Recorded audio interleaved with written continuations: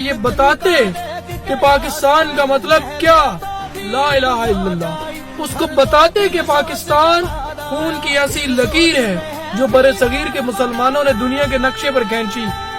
18 لاکھ لوگوں کے خون پر یہ باجے بجا رہے ہو۔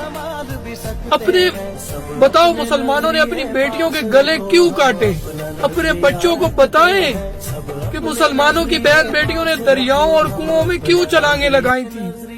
بتائیں ساری قوم کو کہ پاکستان کتنی قربانیوں سے بنا۔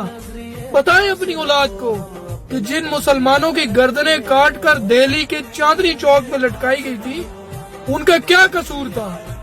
بتاؤ ان کو کہ خون اور مسلمانوں کی لاشوں سے بھری ہوئی ٹرین لاہور پہنچی تھی، کوئی نہیں بچا تھا۔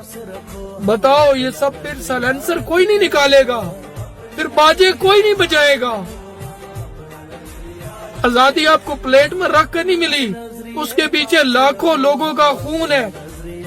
پاکستان مستریوں اور مزدوروں نے نہیں بنایا تھا، پاکستان چیخوں، سسکیوں اور درد کے شور میں بنا تھا۔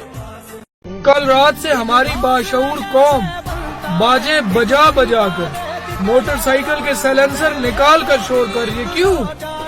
کیونکہ ہم آزاد ہیں، اخلاقیات سے بھی آزاد، احساسات سے بھی آزاد، احترام سے بھی آزاد اور عقل و شعور سے بھی آزاد۔